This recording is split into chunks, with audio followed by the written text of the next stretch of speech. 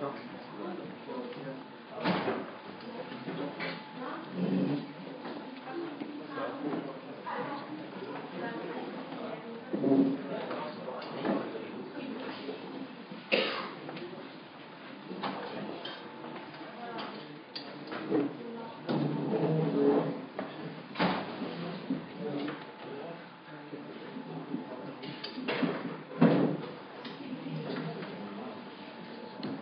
ערב טוב.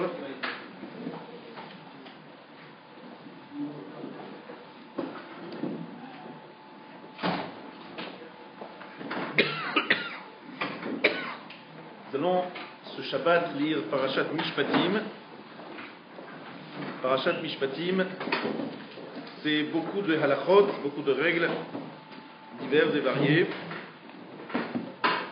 dont beaucoup sont, comme son nom l'indique, des lois liées à des litiges entre les hommes. Et à la fin de Mishpatim, on reprend l'histoire de la Matan Torah, don de la Torah. Alors, évidemment, ça n'a pas manqué d'étonner nos Chachamim. Comment se fait-il qu'on commence Matan Torah, on finit Mishpatim, Matan Torah, et au milieu, on dit un certain nombre de règles. On aurait peut-être mieux, c'est peut-être plus logique de commencer Matan Torah, de finir Matan Torah, puis après de donner des règles. C'est étonnant. Voilà la question qui est posée par beaucoup. Alors j'ai l'habitude déjà de rappeler ce que disait le Rav Wolbe. Il disait que Parashat Mishpatim, c'est toujours cette semaine-là qu'il y a eu la ptira, le décès de Rabbi Israël Salanter. Toujours Parashat Mishpatim. Pourquoi? Pour rappeler aux hommes que le fait de recevoir la Torah, Kabbalat Torah, c'est quelque chose de grand de recevoir la Torah. Mais trop souvent on oublie que la Torah n'est pas seulement la partie Ben Adam, la Makom, entre Hachem et son peuple. C'est aussi Ben Adam, la Chavero, entre un homme et son prochain. La Torah, c'est un ensemble. Et même les règles Mishpatim qui paraissent être simples, c'est du bon sens. C'est Torah, pas moins que Tzitzit, Tfilin. C'est Torah. Torah min hashamayim. Il faut leur donner toute leur importance. Et il faut être extrêmement vigilant, autant dans les halachot de Tzitzit et Tfilin, que dans les halachot, dans les lois qui régissent la relation entre un homme et son prochain. Or, dans Mishpatim, on parle surtout du mazik, c'est-à-dire du respect que nous devons au bien d'autrui, du respect que nous devons à l'homme, ne pas lui causer de dommages. Alors il faut comprendre que trop souvent, il y a des gens qui peuvent être généreux, avoir le cœur sur la main, comme on dit. Et ces mêmes personnes être des gens particulièrement peu précautionneux de la relation avec l'autre. Pas tenir compte de ce qui gêne l'autre. Alors des fois ça ne va pas jusqu'au vol ou à l'assassinat, mais Gezel Shena, voler le sommeil de quelqu'un. Je fais du bruit, quelqu'un qui veut dormir, je ne respecte pas son sommeil. C'est interdit. Emprunter un objet sans demander la permission à son propriétaire, c'est aussi interdit. Ça veut dire que des fois il y a des, entre guillemets, détails, c'est pas des détails, mais nous on peut le prendre comme des détails, où on voit qu'on n'a pas autant de respect pour ce qui appartient à l'autre que pour nos tfilin, nos tzitzit, nos sidurim, le Sefer Torah. Ça, c'est Kodesh Kodashim, c'est un des saints. Mais l'homme qui est fait à l'image d'Hachem, on peut des fois se permettre de lui marcher un peu sur les pieds, de le déranger un peu, de l'embêter. C'est moi. Et ça, c'est la nature humaine. Pire que ça, si on regarde un peu l'histoire, beaucoup de religions ont amené l'homme à être particulièrement violent. Beaucoup de religions ont même des fois l'impression qu'elles ont même cachérisé certains actes extrêmement violents, et jusqu'à aujourd'hui. Donc il faut savoir que être shomer mitzvot peut nous donner des fois le sentiment que pour la mitzvah, on a le droit de dire de la médisance, d'être irrespectueux envers l'autre. Tout ça, le Shem Shamaim, pour honorer son créateur, parce qu'on va faire une grande mitzvah. Chaz v'shalom. Mishpatim est au centre de Matan Torah, pour nous rappeler que ça, c'est la garantie qu'on est vraiment en train de servir Hachem et pas en train de se faire plaisir. C'est quoi se faire plaisir? Comme je vous l'ai expliqué à plusieurs reprises, chaque être humain a besoin de Dieu. Il naît instinctivement, il est attiré par Akadosh Baruch. Tous les êtres humains, on est attirés par Akadosh Baruch. C'est un instinct. Le Rav disait que c'était même les animaux qui ont ça. Vous prenez des personnes, et vous les mettez sur un radeau au plein milieu de l'océan, des agnostiques et des athées, ils vont commencer à prier. Quelqu'un qui se trouve dans une situation désespérée, tout le monde commence à prier. Un grand professeur dans un hôpital qui n'a rien, absolument rien d'un croyant, il vous dit, il ne vous reste plus qu'à prier. Qu'est-ce que vous dites là? C'est quoi prier pour vous? Prier quoi?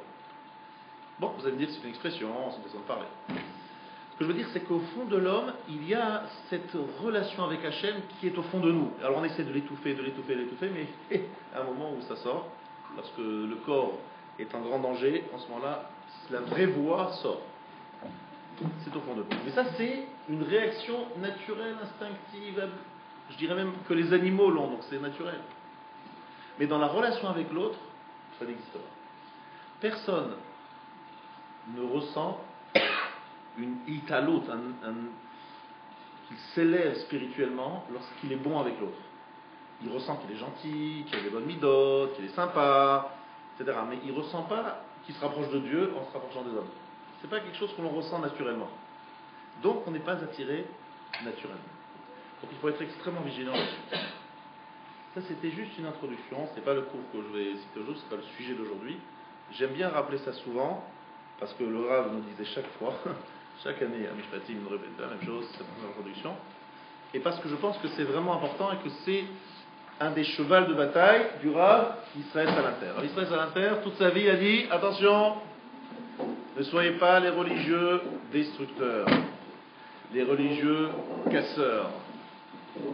Et d'ailleurs, un clin d'œil que j'adore citer, j'ai cité ici plusieurs fois, au début de ma Sechet Baba Kama, c'est écrit Hashor, Habor, Hamav'e Ve'haever. Quels sont les 4 avot Nezikim, les 4 causeurs de dommages? Il y a le taureau, donc qui mange ou qui encore, ça dépend des trucs, le puits, le feu, et il y a Mav'e. Et Mav'e, c'est l'homme. Mav'e, c'est l'homme. C'est quoi Mav'e? Mav'e, c'est Baraya. Il demande. Celui qui demande. Le prieur. On utilise pour désigner l'homme en prière. Mais quel homme? L'homme qui est un casseur. Ça veut dire qu'on peut avoir un prieur qui a une double vie ou qui, s'il ne prie pas, est un casseur. Il y a un lien entre le prieur et le casseur. Qu'est-ce que ça veut dire? Ça veut dire que si on n'apprend pas à prier Hachem, à canaliser notre attente, nos besoins vers Hachem, on risque de devenir un homme agressif et dangereux. Faire très attention à ce que la religion ne devienne pas une religion irrespectueuse envers autrui. Être avec l'autre, c'est mamash minatora. La plupart des règles avec les autres, c'est minatora. Et beaucoup de choses sur lesquelles on fait tellement attention, c'est midrabanan. Et pratiquement tout ce qui est lié à la relation avec l'autre, c'est minatora. Il faut en être extrêmement vigilant. J'ai rarement vu des gens faire un hidour. Dans les trocs, ça j'en ai vu beaucoup, acheter un troc plus cher. Mais j'ai jamais vu quelqu'un dire je vais faire un hidour dans ma relation avec l'autre. Jusqu'à présent, je lui souris comme ça. Et maintenant, je lui souris comme ça. Un hidour mitzvah. Moi, j'ai vu ça chez Rav Shar. Rav Shar, un jour, on l'a vu debout, en train de passer un coup de fil. On lui a dit, Rav, asseyez-vous, vous êtes fatigué, vous êtes âgé, vous êtes machin. Il me dit, je suis en train d'appeler quelqu'un pour lui proposer un shidour. Proposer un shidour, c'est une mitzvah. Donc je le fais debout. Le loulage, je le fais debout. Ça, tout le monde comprend. Et proposer un shidour, c'est une mitzvah. Pourquoi je ne le ferai pas debout? Donc un monsieur de 95 ans, il est debout. C'est une mitzvah. Vous voyez ce que je veux dire? On ne ressent pas les choses de la même façon. C'est comme ça, c'est les êtres humains, il faut pas, c'est un fait, il faut en être conscient, et il faut savoir que Mishpatim est à cet endroit-là, pour cette raison-là, entre autres. C'est clair? Voilà. Mais ce n'est pas le sujet du shiur aujourd'hui, je voulais le dire parce que c'est important pour moi de le dire. Quel est le sujet du shiur d'aujourd'hui? On a reçu la Torah dans Yitro, on a reçu la Torah dans Mishpatim. Recevoir la Torah, on peut l'étudier de différentes façons, ça a plusieurs implications. Aujourd'hui, on va se concentrer sur une démarche. Laquelle? Je vais ici vous transmettre un morceau de Halécho qui, je pense, est extrêmement édifiant par rapport à ce qu'on appelle Kabbalat Torah. Alors, première introduction. Il y a ce qu'on appelle Luchot Rishonot, Luchot Arishonim et Luchot Acharonot. Si nous avions reçu les premières tables, que se serait-il passé? Les premières tables, rappelons-nous, dans Eruvin, page 54. Notez, Eruvin, page 54. Je m'excuse, aujourd'hui, il n'y a pas de feuille, pour des raisons techniques. Eruvin, page 54. Lo haïta a Torah mishtakachat meitanu olami.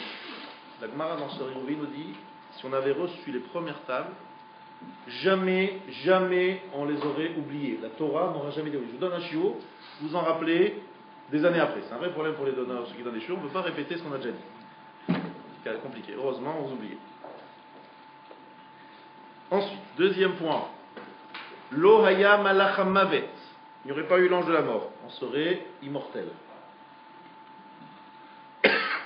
Triat hametim. Résurrection des morts. Bref, la totale. Première table, c'est la totale. C'est l'état d'Adam Arishon avant la faute, c'est la fin du mal, d'Ikunara. Excusez-moi. Bon, maintenant, ça n'a pas duré, malheureusement. Que s'est-il passé? Dégringolade. Après la faute du veau d'or, dégringolade. Dégringolade, oui, mais on a reçu quand même des deuxièmes tables. Le Chotchni. Les deuxièmes tables, quelles étaient leurs caractéristiques? Les deuxièmes tables, quelles sont leurs caractéristiques? On oublie, on ne comprend pas bien, on a l'ange de la mort, on est mortel, on n'a pas Triat Hametim. C'est un peu compliqué d'étudier la Torah, c'est plus compliqué. On oublie. Bien. Alors ici, il faut comprendre que depuis qu'on a reçu Luchot Shniot, les deuxièmes tables et pas les premières, l'étude de la Torah, elle a plusieurs aspects. Mais on va dire qu'elle garde un aspect principal. Et c'est ça que je voudrais vous parler aujourd'hui. Quel est, avec Luchot Shniot et deuxième table, l'aspect principal, l'intérêt principal de Kabbalat Torah? Quel est son but? Quel est le torelet, l'effet que ça fait sur nous? Alors il y a là-dessus une Gemara dans Kiddushin, page 30. Tout le monde doit s'en rappeler, Kiddushin, page 30. Et tout le monde connaît cette phrase. Barati Yetzerara, Baratila lo Torah Tavlin. J'ai créé le Yetzerara et j'ai créé la Torah, attention, comme une épice. Je vais traduire ça de la façon suivante. Ma femme arrive, elle me sert un bon plat fumant. Je commence à goûter, je vais rencontrer l'oublié, le poivre, le sel et les condiments. C'est très fade. Je lui dis, merci beaucoup, mais ça va être difficile. Ça va être difficile. Elle sort des armoires, tout ce qu'il faut, elle mélange. Ah, ça y est, je peux le manger. C'est ce qu'on appelle des condiments, ça s'appelle un accompagnement au plat. On me dit, le Yetzerara est comparé à quoi? Aux condiments. Et comparé à quoi? Au sel, aux épices. Alors là, je ne comprends plus. De quoi on parle là? J'ai la Torah. J'ai le Yetzerara. Le Yetzerara, le mauvais penchant. J'ai un problème. Le mauvais penchant, il m'empêche. Il me dérange. On me dit que la Torah est une épice pour le Yetzer Hara. Ça veut dire quoi? Qu'est-ce que je vais manger maintenant alors? Le Yetzer Hara. Et heureusement, les Yetzer Hara qui n'étaient pas comestibles, j'ai mis un peu de saupoudré, un peu de Torah dessus. Ah, ça devient consommable. Vous entendez ça? Si on est bien calé sur l'exemple, l'image, eh bien ça donne ça. C'est-à-dire qu'on veut manger du Yetzer Hara, c'est le plat qui arrive, sauf que c'est un plat indigeste. On nous met un peu de Torah dessus, ça devient très digeste et on mange. Mais je ne comprends pas ça, quel rapport? C'est pas ça le sujet, on ne veut pas manger du Yetzer Hara, on veut se débarrasser du Yetzer Hara. On veut écarter le Yetzer Hara, on veut le chasser le Yetzer Hara. On n'est pas en train de vouloir le manger. On nous dit la Torah, c'est le condiment qui permet de prendre le Yetzer Hara. Je n'en veux pas, moi, le Yetzer Hara, je vais l'écarter. Vous entendez ça? Alors, comment vous avez compris cette Gemara? Ultra connu cette Gemara, mais très méconnu cette Gemara, vous n'avez pas compris. Regardez comment vous allez comprendre à la fin du shiur.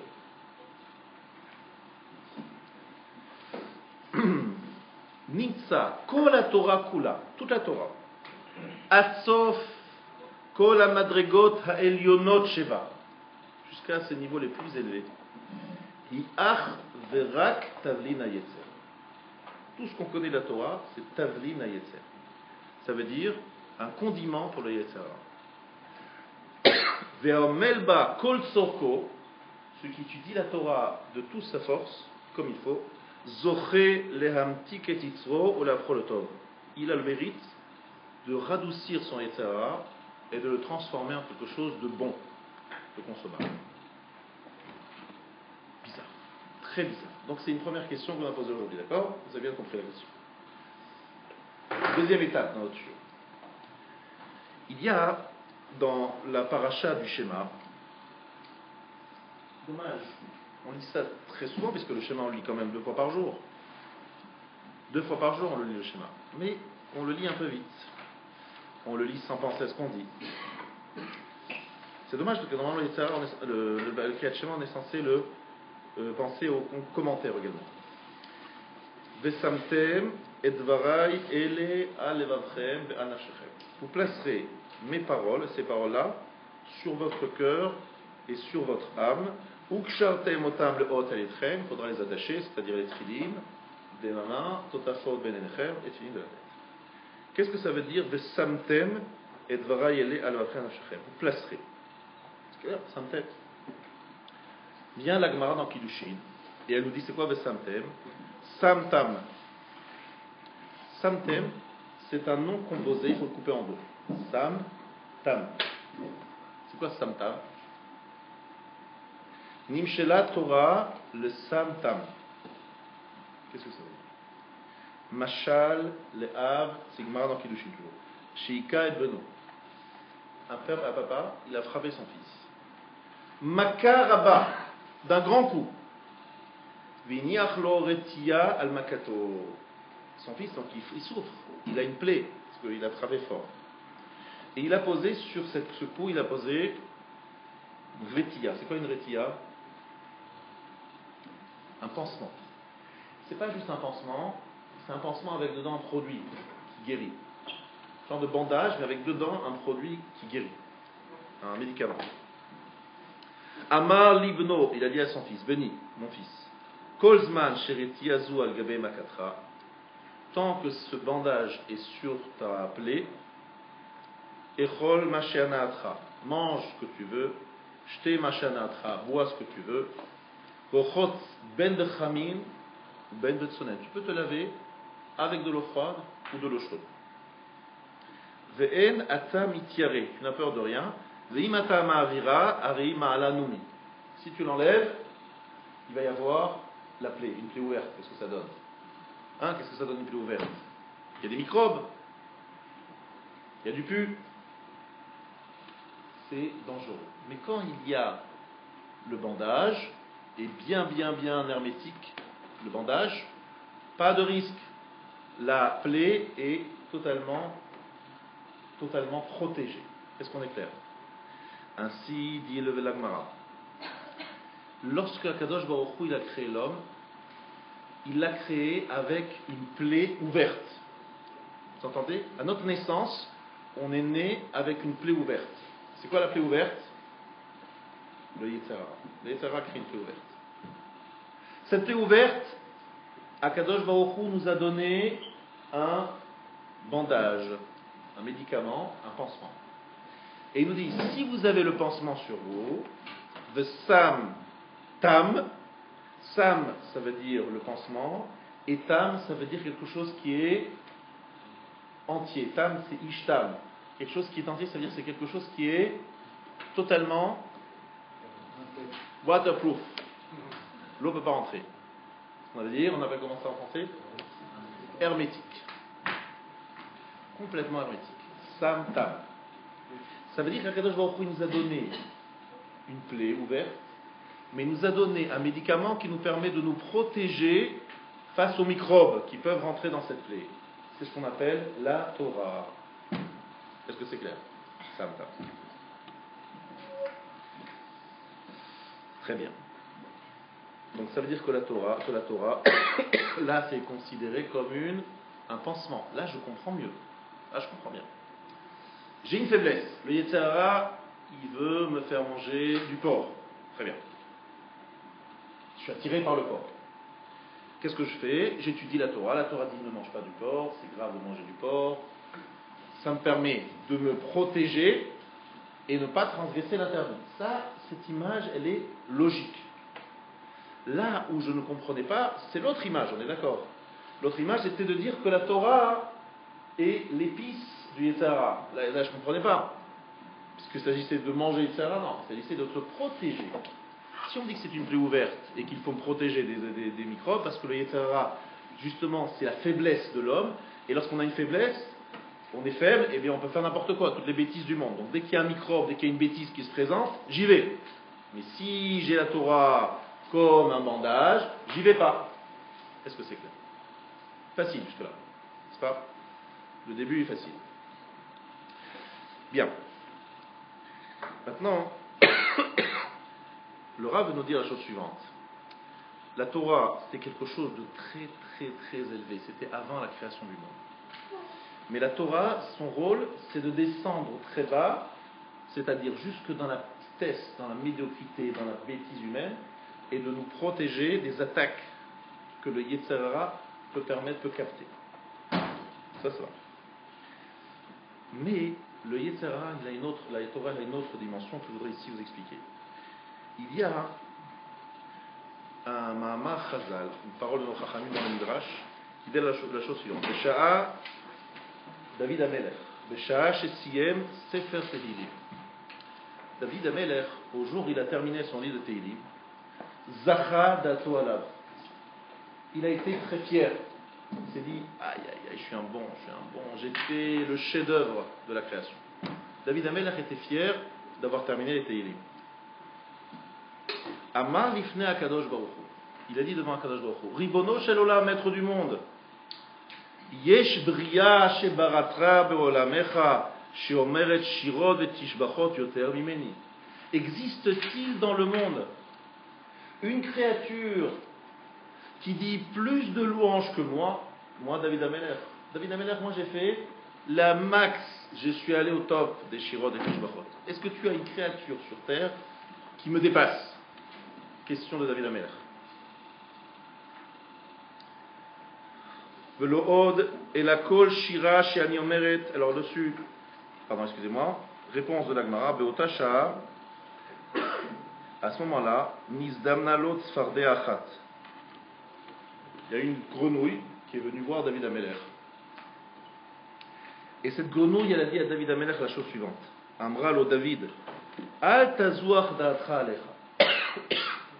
Ne sois pas fier. Shiani omeret shirot vetishbachot yoter nimcha. Moi, je dis des louanges plus encore que toi. Moi, la grenouille, je dis plus de louanges que toi, David Amelech. Velo od et la kol shira shiani omeret. Chaque fois que je fais un chant, on dirait une poésie, même shelet alea shloshet alafim mashal. Je rajoute à cette poésie encore 3000 paraboles. Bref, je suis le top. Moi, la grenouille.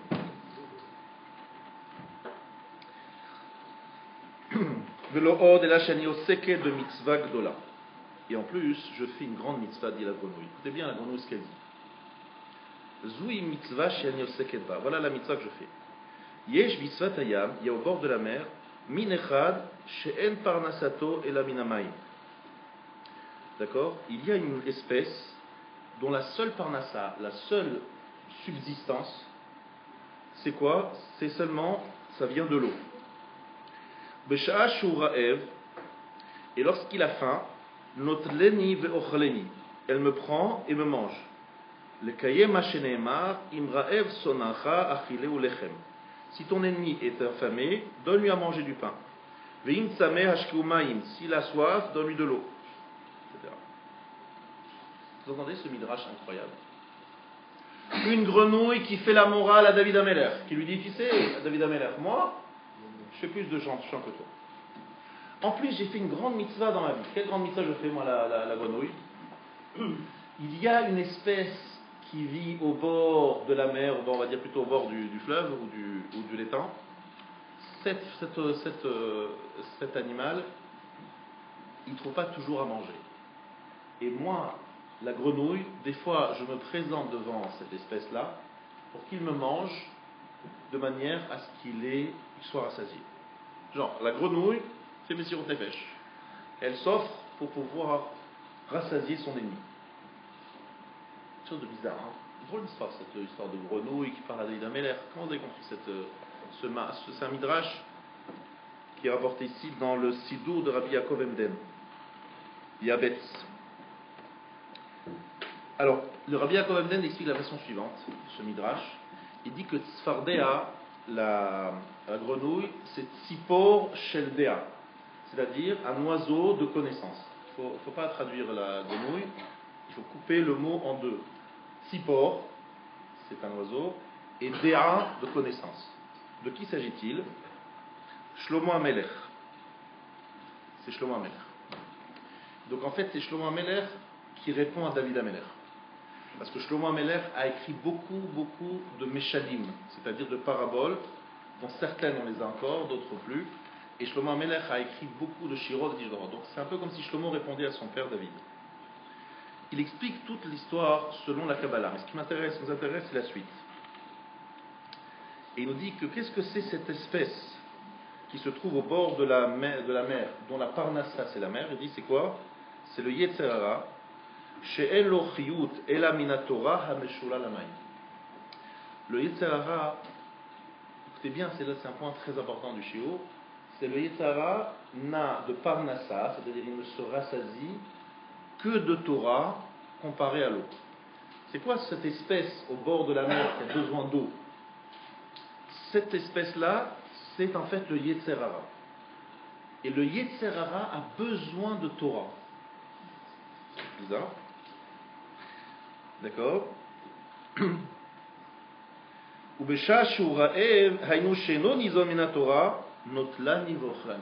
ne lui donne pas de Torah, il me mange.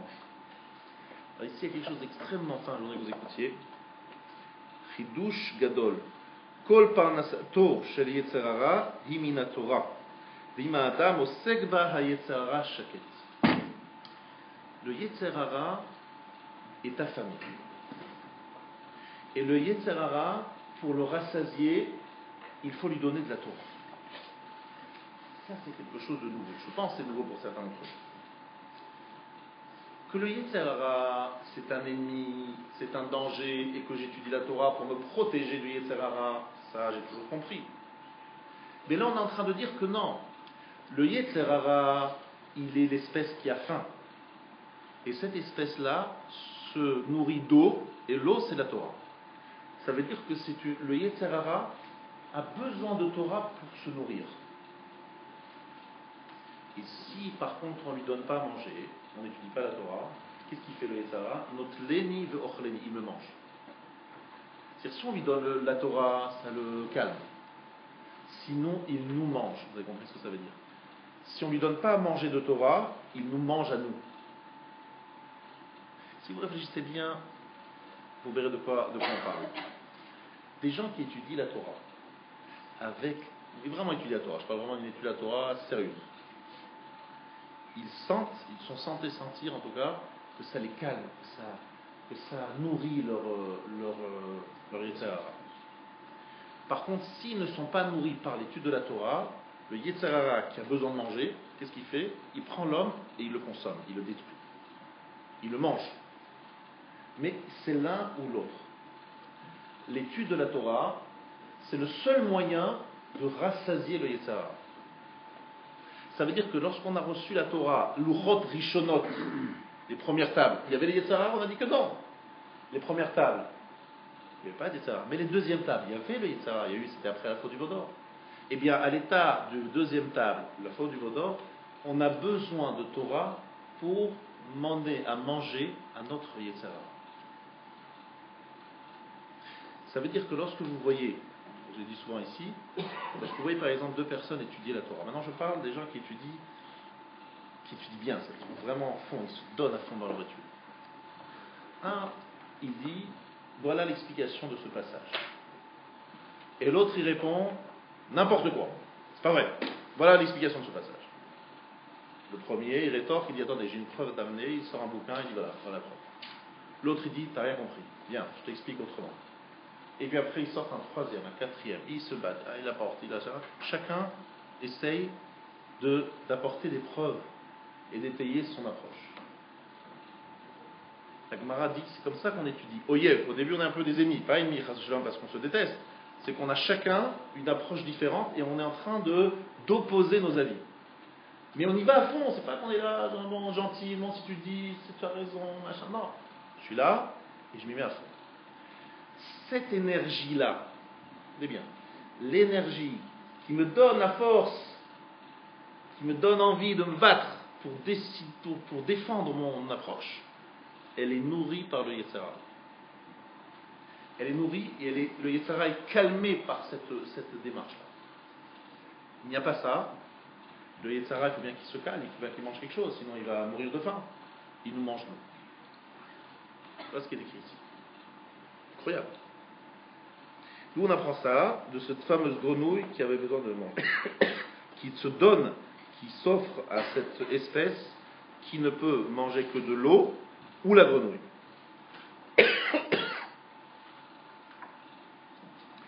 Et le Marbiam Kavenden, il va très loin. Il y a dans la Kabbalah deux noms qui désignent les forces du mal. Les forces du mal masculines et les forces du mal féminines.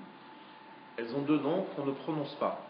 Samermem, c'est une abréviation du nom, et Lamed et quelques sur les femmes, sur la partie féminine. Ces deux forces du mal, si on prend leur valeur numérique, elles correspondent au mot Torah. C'est-à-dire que la Torah, c'est comme exactement une clé qui correspond exactement à une serrure. La Torah a été construite, conçue, pour être la clé qui ouvre la porte de quoi? De ces forces du mal, mais surtout qui les maîtrise, qui les gère, qui leur donne leur place. Ça veut dire que la Torah, pour nous, Kabbalat Torah, c'est pas juste simplement une connaissance. Kabbalat Torah, c'est comme si on nous donnait un outil indispensable, je dis bien indispensable, suite au terrible maca, à la plaie qu'Hachem a mis en nous, qui est ce Yetzer Hara, qui est suite à la faute du Vaudor. On aurait pu, écoutez bien, on pourrait imaginer, on aura avec Hachem un jour l'occasion de le voir, j'espère, à l'époque messianique, on va à un moment se débarrasser du Yetzer Hara. Il n'y aura plus d'Yetzer Hara. N'est-ce pas? Lorsqu'il n'y aura plus d'Yetzer Hara, est-ce qu'il y aura toujours la Torah? Oui. Après 120 ans, lorsqu'on monte dans le Olam Hanshamot, est-ce qu'il y a la Torah? Oui. Donc il y a une autre approche de Torah qui n'est pas liée absolument à un combat, à une nourriture pour les Yetzer Hara. Il y a deux approches de Torah, il y a plusieurs, enfin deux, des milliers. Mais ce que je veux dire, c'est que là maintenant sur Terre, aujourd'hui, l'urgence c'est quoi? L'homme frappé par ce Yetzer Hara a besoin de Torah pour contrer les forces du mal qu'il a en lui. C'est le principal effet de la Torah. Lorsqu'on sera après 120 ans dans l'Olam Hanshamot, il n'y aura plus etc. Et il aura un autre effet la Torah, un autre sera étudié d'une autre façon. Mais là maintenant l'urgence c'est ça, est-ce que c'est clair? Et pour arriver à cela, Rabotai, on a ici quelque chose, et ce soir, là maintenant c'est beaucoup plus chidouchique ce que je dis maintenant. Ça c'est une introduction à ce que je veux dire maintenant. Il faut bien vous accrocher parce que là, c'est déjà un niveau plus élevé. savez qu'avant Matan Torah, Akadosh on nous dit qu'on est un goy, un peuple de Kohanim, goy kadosh. Mamlechet Kohanim et goy kadosh. Vous vous rappelez de ça? Mamlechet Kohanim, un royaume de Kohanim et un goy kadosh, un goy consacré. Qu'est-ce que ça veut dire un peuple de Kohanim? On est tous des Kohanim? C'est quoi le mot Kohen? Je vais vous expliquer aujourd'hui ce que veut dire le mot Kohen. Et je vais vous expliquer aujourd'hui également la raison pour laquelle Aleph se trouve au 25 Lugad. Ouais. Je sais que c'est une question qui se pose à vous tous les jours en arrivant. Pourquoi on s'est installé au 25 Lugad? Alors, je suis sûr que c'est la valeur numérique du mot Ko. Ko Amar Hashem. Kachatzot Alay. Il y a un mot qui s'appelle Ko, Chaf He, 25. Et ce mot a des secrets que je vais vous révéler maintenant et qui va compléter ce que j'ai dit jusqu'à présent. Écoutez bien parce que ça c'est quelque chose, je ne pense pas que vous le savez déjà. C'est le secret du mot Kohen. Ko et Nun. Écoutez-moi bien. Comment est-ce qu'on s'appelle dans le monde? On nous appelle les Hébreux, n'est-ce pas? Les Hébreux. Comment on dit les Hébreux en ivrite? Ivrim. Ivrim, les Hébreux. Pourquoi est-ce qu'on s'appelle les Hébreux? Qu'est-ce que ce nom bizarre? Ivrim. Parce qu'on a traversé le Jourdain? Donc, ça vient du mot la'avor, traverser. Et après, qu'est-ce qui reste? Ivrim, avor, la'avor, yam. On a traversé la mer. On s'appelle les Hébreux, Ivrim, parce qu'on a traversé la mer. Franchement, c'est un détail. Alors, sachez qu'il y a quand même une autre explication au mot Ivrim, parce qu'il faut être quand même honnête. Il y a un homme qui s'appelait Ever, d'accord, Ever, descendant de Shem. Et il y a une autre explication, c'est qu'on était d'un côté du fleuve, de l'autre côté du fleuve. Ça, c'est par rapport à Eretz Israël, qui est de l'autre côté du Jourdain. Mais ce qui est retenu, principalement Ivrim, les Hébreux, Avrou, Yam, ceux qui sont passés dans la mer. Et vous avez évidemment compris que Yam, c'est Nun, c'est 10 plus 40, c'est 50. Ceux qui ont traversé la mer, donc ils sont allés dans la dimension du 50. Pourquoi? Parce qu'il faut bien comprendre que traverser la mer, ça n'a pas été juste un moyen de fuir les Égyptiens. Traverser la mer nous a transformés, transcendés. Nous a transformés en candidats du Nun, de l'accession du 50. Et pourquoi je parle du 50 aujourd'hui? Vous savez très bien, parce que Matan Torah, c'était le 50e jour. 50e jour après la sortie d'Égypte. Et c'est pas un hasard, on sait que le chiffre 50, c'est le Yovel, la 50e année après les 7 semaines de la Shemitah. Mais aujourd'hui, je vais vous faire découvrir quel est le secret de ce 50. Pourquoi ce 50 et ce 25 qui est la moitié de 50? C'est pas un hasard, c'est quelque chose qui doit nous faire bien réfléchir. Il y a un homme qui s'appelait Haman. Et Haman, il cherchait une potence pour Mordechai. Il a envoyé un émissaire qui a pris de l'arche de Noé, Tevat Noir, une poutre qui faisait 50 coudées. Vous vous rappelez de ça? Et il a mis Mordechai, il a voulu pendre Mordechai sur cette potence de 50 coudées. Et où il l'a trouvé? Dans Tevat Noir, l'arche de Noé. Franchement, il n'avait rien d'autre à faire que d'aller chercher l'arche de Noé, puis sortir une poutre et de la monter. C'est compliqué quand même. C'est vrai que 50 mètres, 50 amotes, ça fait à peu près 25 mètres de haut. 25 mètres de haut, c'est quand même pas mal. On peut suffire d'une potence un peu moins haute. Donc Haman cherche à prendre le dessus sur le 50. Il sait que le 50, c'est le chiffre où le peuple juif est bon, il est fort. Pourquoi 50? Alors écoutez bien, maintenant je vais vous révéler, parce que ça, je ne pense pas que vous le savez non plus. On parle toujours des 49 portes de la pureté, d'accord, et des 49 portes de la Touma, de l'impureté, la pureté et l'impureté.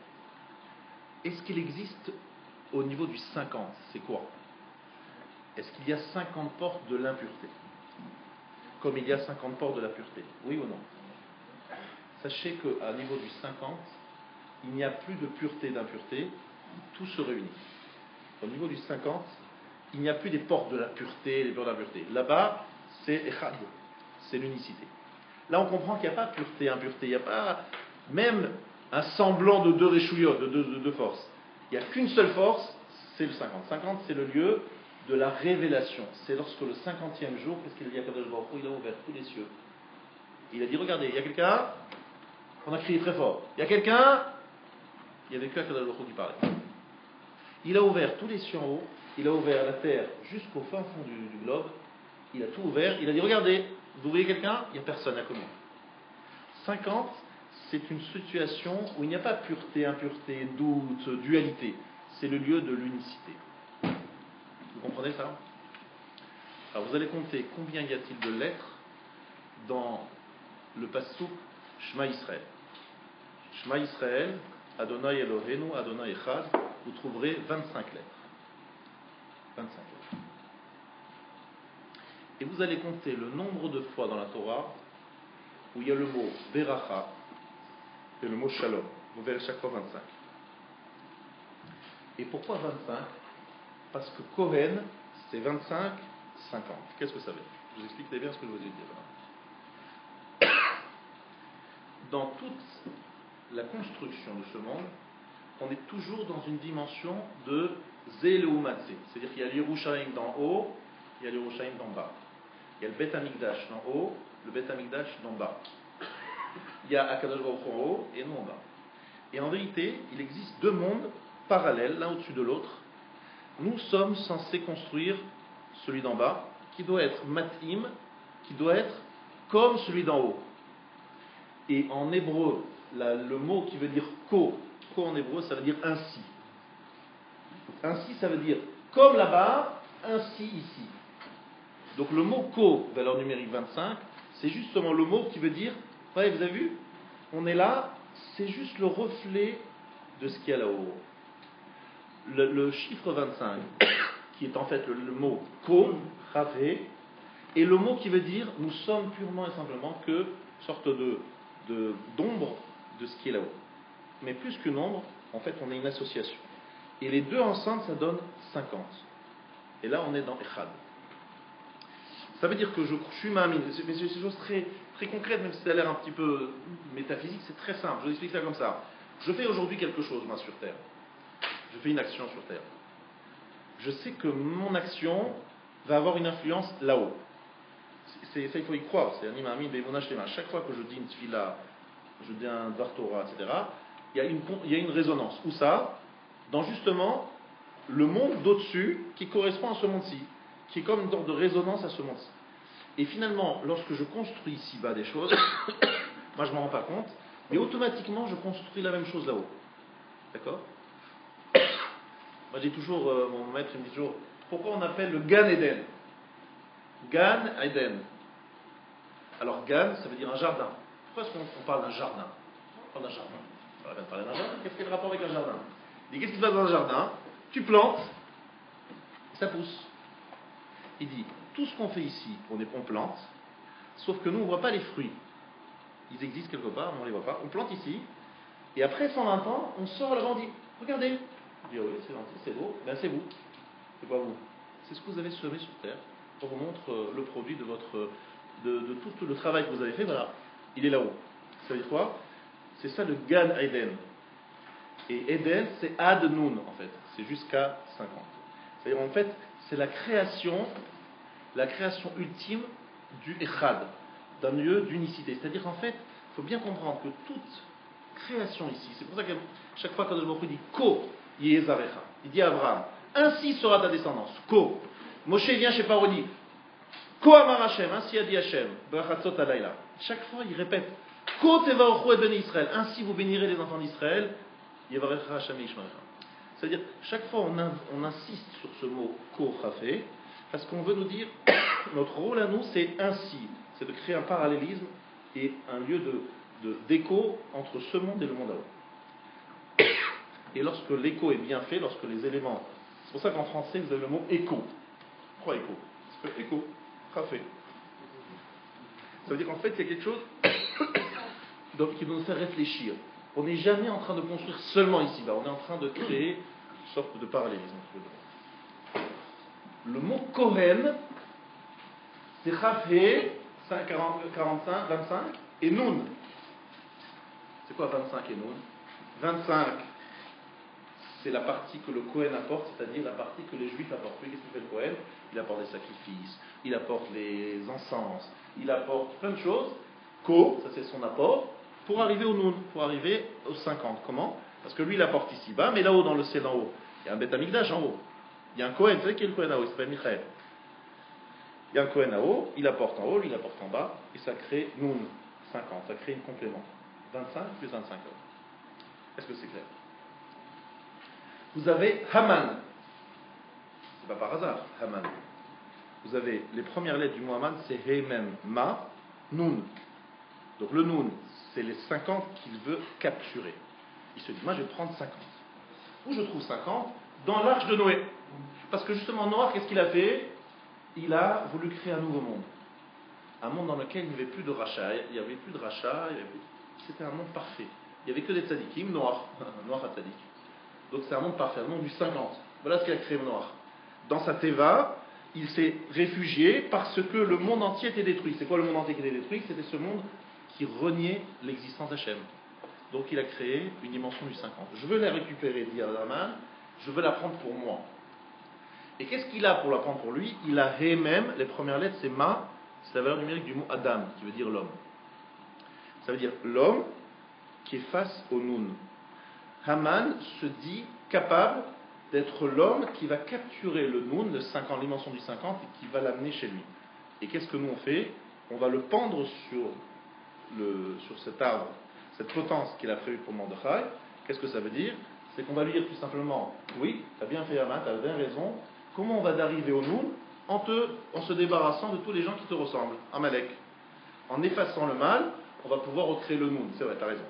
Mais pas avec toi, sans toi. Ça veut dire que tout simplement, il faut bien comprendre, ce que je suis en train de vous expliquer, c'est tout simplement la notion de la beracha. Comment ça s'écrit une bracha? Bet resh, ça veut dire bar, fils. Qu'est-ce qui reste après? Chafé, fils du chafé. La bracha, c'est lorsqu'on est capable de prendre du 25 qui est en haut, tout ce qui doit nous revenir à nous. Parce que le monde d'en haut qui doit nous amener. Vous comprenez ça? Ça, c'est la dimension du 25. 25, c'est Chko, c'est lorsque l'homme se met vraiment en écho par rapport en haut. Est-ce que c'est clair? Donc, Akadosh Baruch Hu nous dit, vous êtes un goy kohanim. Mamlechet kohanim ve goy kadosh. Vous êtes des kohanim. On n'est pas Kohen, on n'est pas fils de Aaron à Kohen, on n'est pas tous des Aaron. Alors, pourquoi il nous appelle kohanim? Simplement, pourquoi? Parce qu'il nous dit, messieurs, je veux que vous soyez tous à votre niveau, ceux qui accèdent au Nun à travers Chafé 25. Vous passez de 25 à 50. Voilà votre programme. Vous sortez de Mitzraïm. C'est où Mitzraïm? Metzar, c'est un lieu fermé. Et qu'est-ce qui reste? Yud Mem, 50. C'est ceux qui veulent nous enfermer et nous empêcher d'accéder aux 50. Mitzraïm. Alors nous, on va être Ivrim, on va traverser Yam 50. Pour arriver à quoi? À Shavuot, qui est le 50e jour. Mais toute la problématique, c'est qui va prendre Yam? Qui va prendre cette dimension du 50? Voilà, qui va la prendre? C'est tout le problème, il est là. Alors, pour y arriver, il y a la Torah.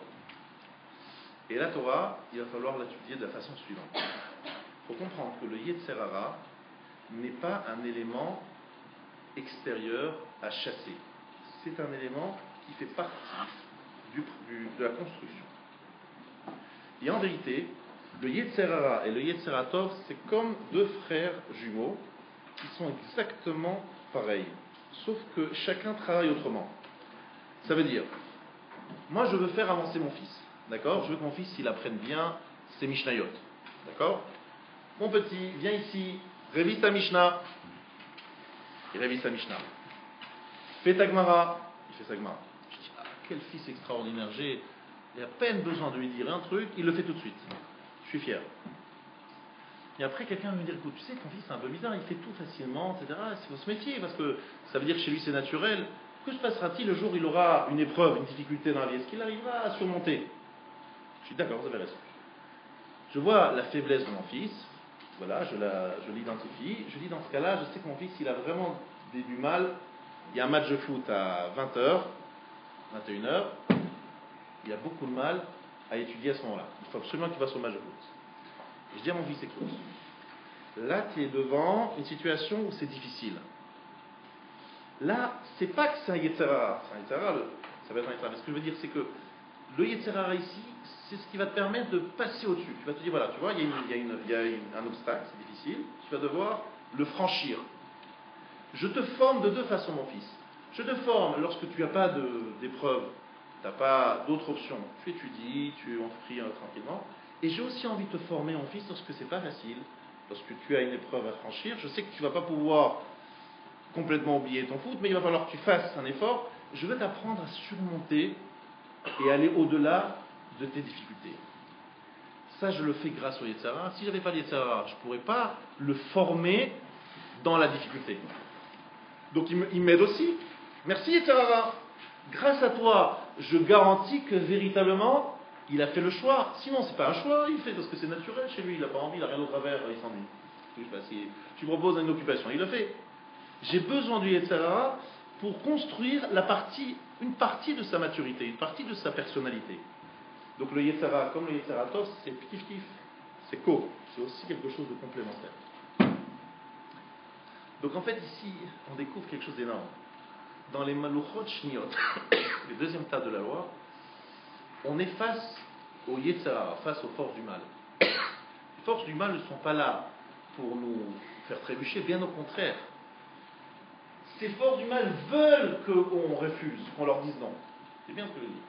Le Yetzirah, il ne veut pas qu'on lui dise oui. Le Yetzirah, il veut qu'on lui dise non. Seulement, pour qu'on lui dise un vrai non, il faut qu'il y ait une option, et donc qu'il y ait un choix. Il est là pour garantir que le oui sera un vrai oui. Parce que s'il n'y a pas d'autre option, c'est pas un vrai oui, c'est bon, il n'y a pas le choix. Ça veut dire que le Yetzirah crée l'autre option qui me permet après de faire le choix. Donc le Yetzirah, c'est une construction, c'est une création qui m'amène vers l'éclosion d'une vraie personnalité. Est-ce que c'est clair jusqu'à présent? Donc, je résume ce que j'ai dit jusqu'à présent, comme ça vous allez bien comprendre, et qu'on arrivera à la conclusion. Moi, j'ai commencé mon cours en vous posant une question. Je vous ai dit, mais messieurs, pourquoi parle-t-on d'une Torah Tavlin? Que la Torah, c'est une épice. Si c'est une épice, ça veut dire qu'il va falloir manger quoi? Torah, Tavlin, Yetzirah. C'est une épice pour le Yetzirah. C'est ce qu'on veut manger, le Yetzirah. Mais comme il est pas comestible, on met dessus un peu de poivre et de sel, c'est la Torah, comme ça on va le manger. Je dis, mais on ne peut pas le manger, le Yetzirah, on va l'écarter, on va l'éloigner, on va s'en séparer. Et nous avons étayé, et à vous porter une preuve à cela, c'est qu'on compare le Yetzirah à une plaie, et la Torah à un pansement. Donc véritablement, c'est une plaie, donc c'est quelque chose dont il faut se protéger, qui est dangereux. Donc on met dessus un pansement pour se protéger, n'est-ce pas? Donc le Yetzirah, c'est quelque chose qu'il faut écarter, qui est dangereux, Alors on a rapporté le Midrash, qui nous disait qu'il y avait une grenouille qui discutait avec David Ameller. David Ameller disait, moi je suis le meilleur, j'ai fait le plus de chants à Kadosh Baruch Hu. Et la grenouille a dit, non, non, c'est moi qui ai fait plus de chants. Et puis la grenouille ajoute, et d'ailleurs moi je fais encore une grande mitzvah, c'est qu'il y a une espèce au bord de l'eau, dont la seule parnassa, la seule façon de se nourrir c'est l'eau, et si elle n'a pas de quoi manger, je me présente. Qu'est-ce que ça veut dire? On a expliqué ça de la façon suivante. On a dit oui. Ça veut dire que le Yetzirah, sa nourriture, c'est la Torah. C'est comme ça qu'il se nourrit. Si on ne lui donne pas la Torah à manger, il a faim. Et qui mange alors? Il nous mange nous. Donc soit il mange la Torah qu'on lui donne, soit il nous mange nous. Donc finalement, qui on doit manger nous? Le Yetzirah, il faut le consommer. Il faut l'assimiler. Il faut le garder en nous. Mais pour pouvoir le garder en nous, il faut trouver une bonne épice. Donc la Torah. Qu'est-ce que ça veut dire, chers amis? Ça veut dire que tout simplement, nous, des êtres humains, on a tous besoin, on a une énergie, on a une force à investir quelque part. Mais comment on arrive à canaliser ces forces? Qu'est-ce qui nous permet de bien les canaliser, bien les organiser? C'est la Torah, pas seulement en nous interdisant, mais en nous donnant du pain, quelque chose à manger.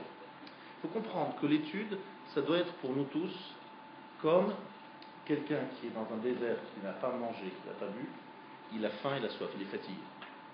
Un juif, il a besoin d'étudier parce que c'est son énergie, c'est son essence. Sans cela, il est fatigué, il est faible. Ça veut dire, Rabotai, écoutez-moi bien. Les femmes, vous devez l'entendre pour vos futurs maisons d'Hachem, vos maris. Les hommes, vous devez l'entendre pour vous-même. L'étude de la Torah, c'est pas seulement une mitzvah parmi d'autres, même si on dit que c'est la plus grande mitzvah après tous les autres. C'est tout simplement la mitzvah qui nous permet, je dis bien ça, qui est comme du pain, c'est-à-dire sans cela on n'est pas rassasié.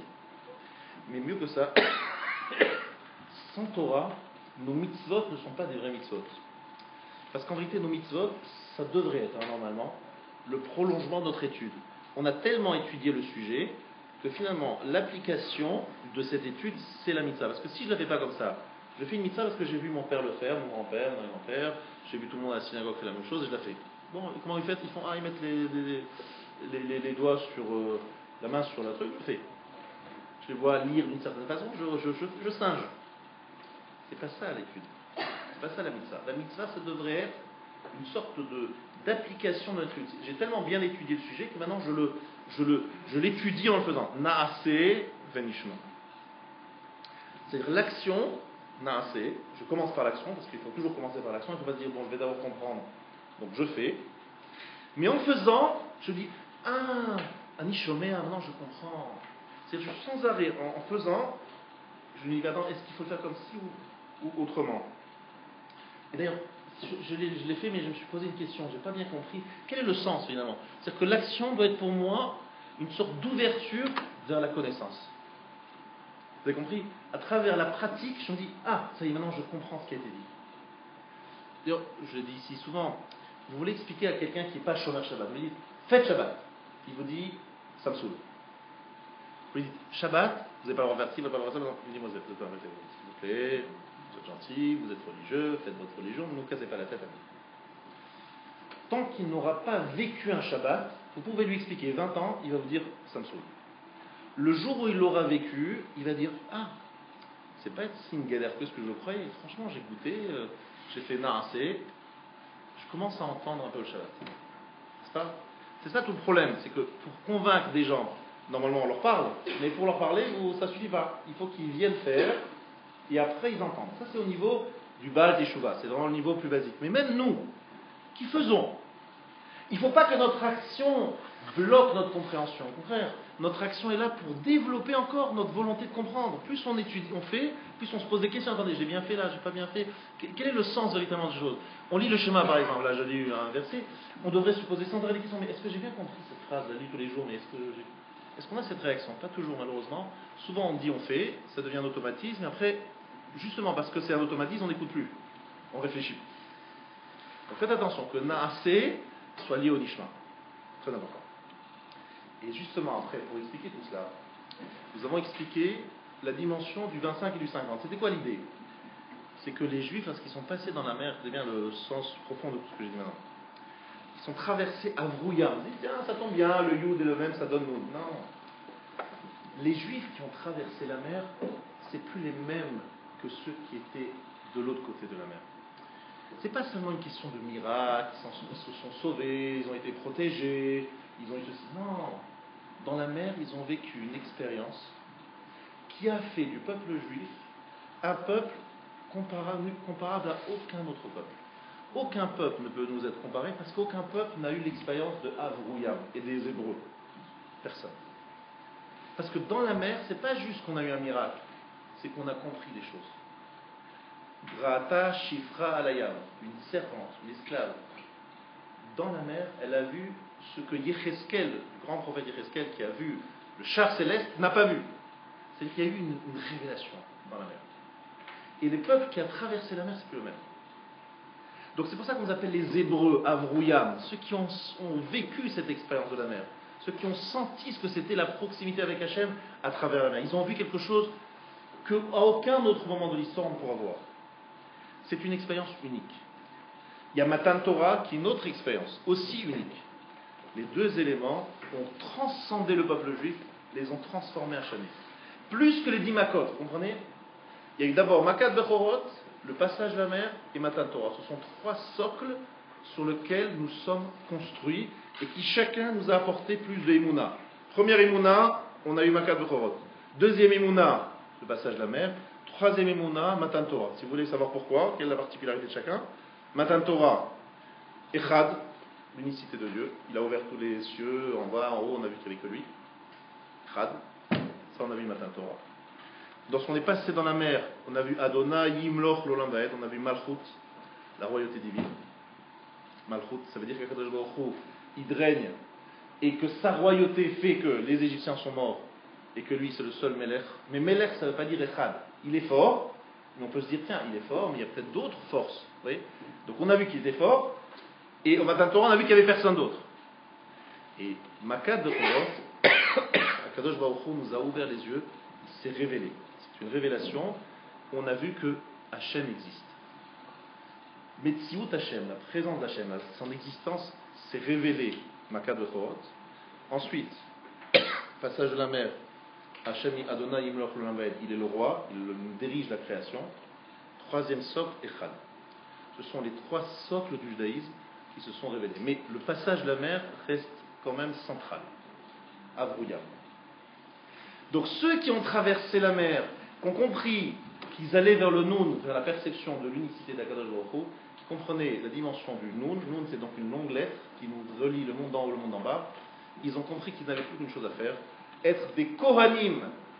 C'est quoi des Kohanim? Ko, c'est-à-dire de faire un écho avec le monde d'en haut. Et lorsqu'on a compris qu'on devait faire un écho avec le monde d'en haut, on a construit la dimension du Kohen.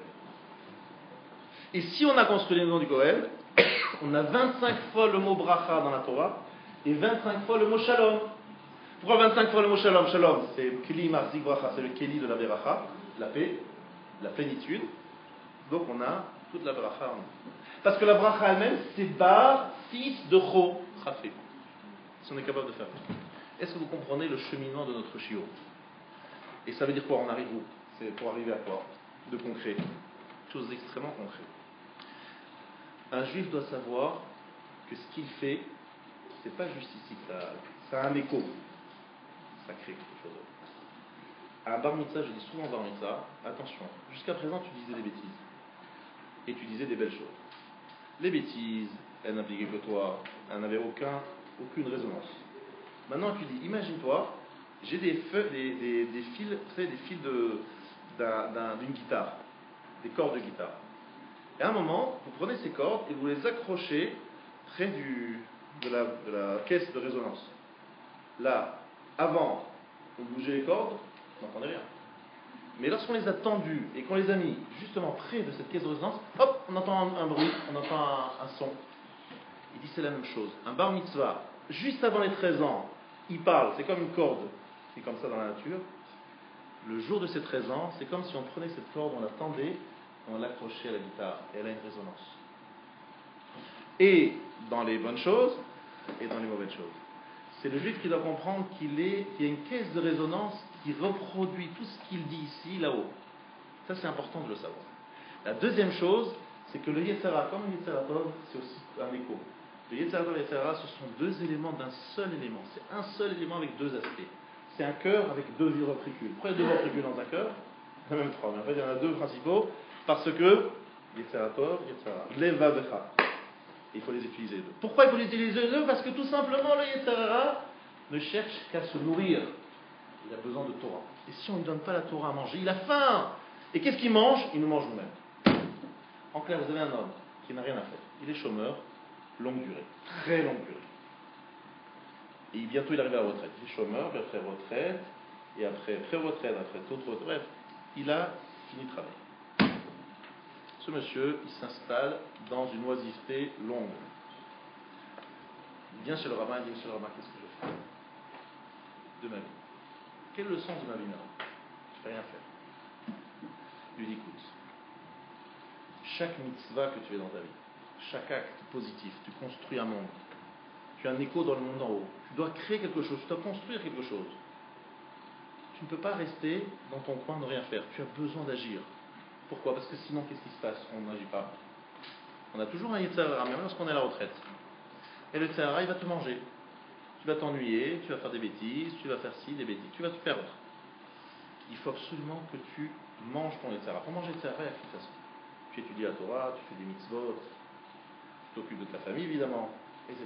Tu vas voir que ton Yetzer Hara, tu ne peux pas t'arrêter à un instant dans ta vie de faire un travail, un vodat Hashem, parce que sinon ton Yetzer Hara te mange. Sache-le, apprends-le. Ça peut être un Yetzer Hara de déprime, ça peut être un Yetzer Hara de ta'ava, de désir, de passion, ça peut être un Yetzer Hara, il y a toutes sortes de gava. Des gens comme ça qui sont très très d'acheva, si on les a fait monter à la Torah, si on s'est regardé, si on levé devant, parce que le Yetzer Hara les a tellement pris, ils sont plus, on dit mais qu'est-ce qui leur arrive et qu'est-ce qui fait une histoire, le pauvre. Son Yetzer Hara il faut qu'il mange. Il lui donner à manger, sinon il a fait, il le mange lui. Donc rappelons-nous bien des différents éléments. Et sachons que le Yetzer Hara, il faut une épice pour pouvoir le manger. C'est la Torah. Voilà le résumé de ce que nous avons dit. Je vous souhaite à tous, Bézrat Hashem, de vous permettre de contrer, de manger, de consommer dans le Yetzer Hara, que ce soit bien digeste, pour nous donner plus de force et plus d'énergie dans notre Avodat Hashem.